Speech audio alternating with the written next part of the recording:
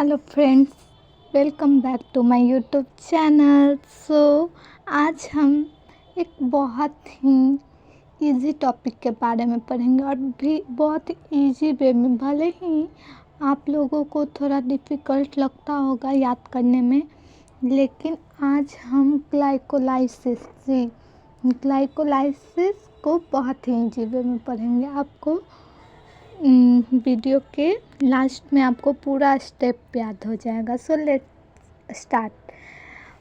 सबसे पहले ग्लाइकोलाइसिस। जैसा कि हम जानते हैं, ग्लाइकोलाइसिस वर्ड का मीनिंग ही देखते हैं। Glyco means glucose and lysis means splitting. Glucose का ब्रेकडाउन। इस स्टेप में ग्लूकोज है जो 3 कार्बन के 2 पाइरुविक एसिड में टूटता है। ग्लाइकोलाइसिस ये है जो साइटोप्लाज्म में होता है, और ये एनारोबिक और एरोबिक दोनों ऑर्गेनिज्म में होता है, means common in pro and eukaryote. Let's start.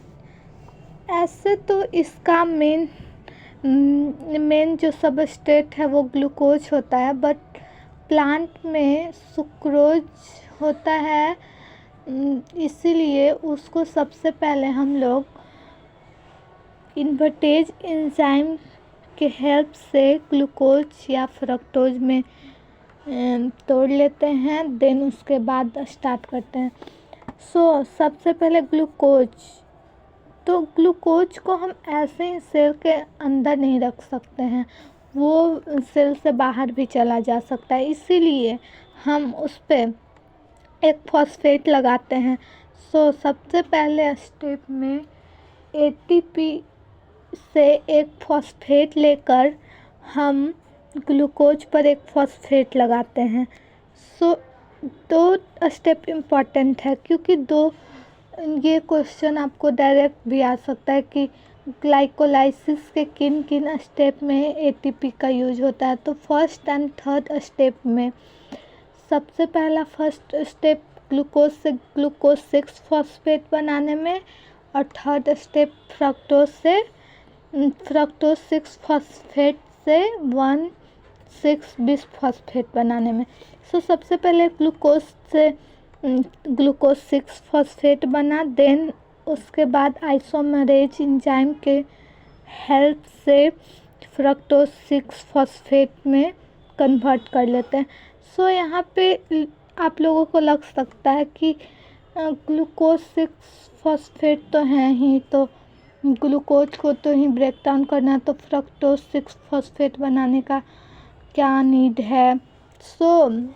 Glucose है जिसका स्ट्रक्चर फार्मूला होता है, मतलब कि अभी मैं वो बात नहीं करूँगी, वो आप बायोमॉलिक्यूल्स वाले चैप्टर में पढ़ेंगे।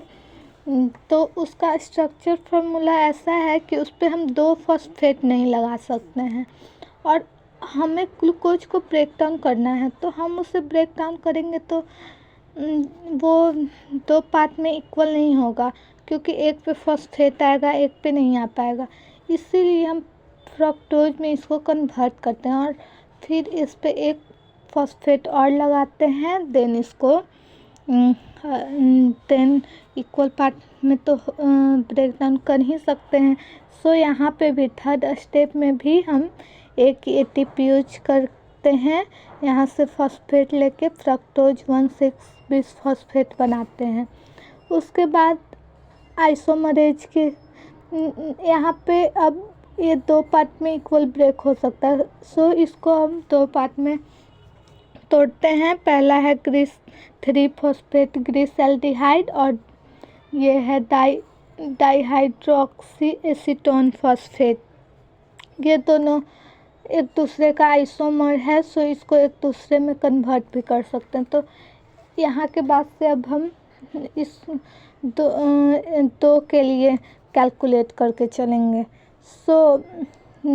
अब यहाँ पे NADH से NAD से NADH प्लस H प्लस बनता है और 1,3,20 फॉस्फोग्लिस एल्डिहाइड बनता है।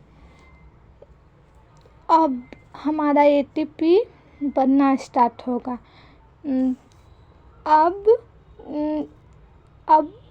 फॉस्फेट जो था उसको अब ATP बनाने में यूज करेंगे, तो ADP से ATP बनता है और यहाँ पे हमारा बच जाता है 3-फॉस्फोग्लिसलिक एसिड। 2 कार्बन के लिए था ना, तो यहाँ पे हमारा कितना बन गया, 2 ATP बन गया और यहाँ पे भी हमारा 2 NADH बन गया। अब 3-फॉस्फोग्लिसलिक एसिड से इसको 2-फॉस्फोग्लिसलेट बनाएंगे और यहाँ पे हमारा H2O रिलीज होता है, फिर हमारा बन जाता है फॉस्फोइनोल पाइरूवेट। और यहाँ पे फिर हम एक फॉस्फेट था उसका यूज करके ATP बनाते हैं और हमारा बन जाता है 2 पाइरूविक एसिड 3 कार्बन का। तो यहाँ पे भी हमारा कितना ATP आ गया, 2 ATP। तो हमारा टोटल कितना ATP बन गया, ऐसे तो 4 बना और 2 हमने ऊपर यूज करा था, तो हमारा नेट बच गया 2। और ये NADH से भी एक NADH से 3 बनता है, तो 2 NADH है तो ये 6 बन जाएगा, लेकिन ये बाद में ETS में जाके ये बनता है। तो हमारा टोटल नेट गेन हो जाएगा 2 ATP का, जो इंस्टेंट यूज करने के लिए अगर पूछेगा तो। यही था।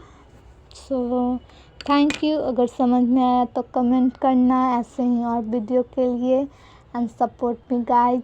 Bye bye, love you all.